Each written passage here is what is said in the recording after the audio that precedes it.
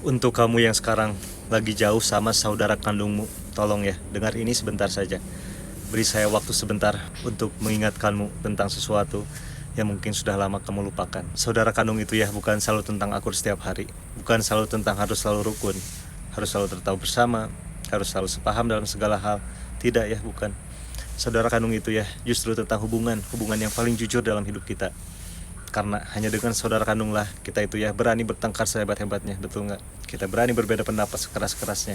Tapi di dalam hati kecil kita tahu dia tidak akan pernah benar-benar pergi. Kadang kita memang beda jalan. Kamu memilih jalan yang kanan, dia itu memilih jalan yang kiri. Kamu merasa caramu yang paling benar, dia juga merasa caranya yang paling benar, ya kan? Nah dari situlah mulai muncul jarak. Kadang kita saling menjauh bukan karena benci, tapi karena keadaan. Karena sudah punya keluarga masing-masing misalnya.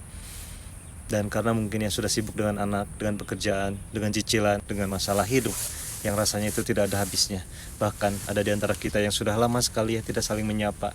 Lebaran juga hanya kirim stiker, kalau lewati jalan hanya saling melirik, kalau ada kabar duka baru saling bertemu, itu pun hanya saling diam. Padahal dulu waktu kecil kita itu tidur di satu tikar yang sama, makan dari satu piring yang sama, menangis karena hal yang sama. Tapi sejauh apapun jarak itu hari ini, semarah apapun hatimu padanya hari ini, percayalah, dia itu tetap adalah bagian dari hidupmu yang tidak akan pernah bisa kamu ganti dengan siapapun di dunia ini.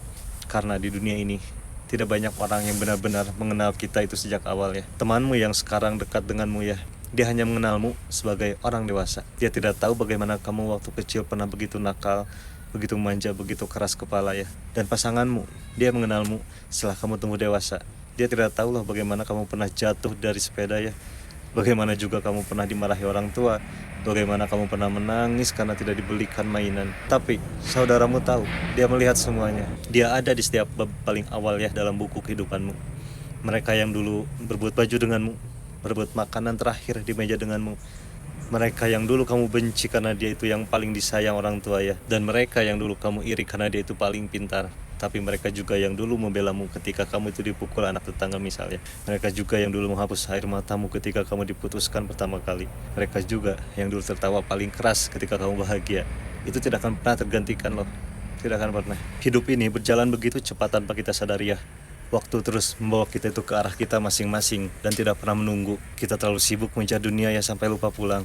Kita terlalu sibuk membangun rumah kita yang baru sampai lupa rumah lama tempat kita tumbuh bersama itu ya perlahan-lahan kosong. Dan akan datang suatu hari yang paling kita takuti ketika orang tua kita sudah tidak ada lagi. Ketika rumah tempat kita berkumpul dulu sudah benar-benar sepi. Pintunya tidak lagi terbuka dengan aroma masakan ibu. Suaranya tidak lagi ramai dengan nasihat ayah. Di hari itu baru kita akan sadar, ternyata yang tersisa dari masa kecil kita, yang tersisa dari tawa di ruang tamu yang dulu begitu berisik itu, hanyalah kita, saudara kandung. Hanya kita berdua, bertiga, berempat yang masih punya cerita yang sama.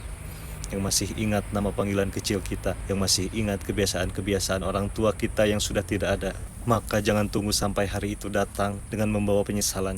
Selagi masih ada waktu, perbaiki yang renggang. Tidak perlu menunggu siapa yang salah dan siapa yang benar. Karena dalam keluarga tidak ada menang dan kalah. Kalau kamu terus menunggu dia yang minta maaf duluan, kamu sedang mempertaruhkan sebuah ikatan darah hanya demi sebuah gengsi. Turunkan gengsimu. Yang minta maaf duluan bukan berarti dia yang paling salah ya, tapi dia yang paling dewasa, dia yang paling sayang. Jaga yang masih ada. Kirim pesan singkat hari ini, tanyakan kabarnya. Tidak perlu panjang-panjang ya, cukup Kak atau Dek, apa kabar? Sudah makan? Itu saja sudah bisa meruntuhkan tembok yang bertahun-tahun berdiri. Datanglah ke rumahnya walau hanya sebentar. Bawakan makanan kesukaannya waktu kecil. Duduklah di sampingnya seperti dulu waktu kalian masih kecil dan belum mengenal apa itu harga diri dan gengsi. Peluk dia karena pada akhirnya ketika dunia terasa begitu berat, ketika kamu merasa tidak ada satupun orang yang mengerti betapa lelahnya kamu ya, yang akan kamu cari pertama kali, yang akan kamu panggil pertama kali, yang akan kamu tangisi pertama kali adalah saudara kandungmu sendiri. Maka ya jangan biarkan jarak hari ini itu menjadi penyesalan selamanya.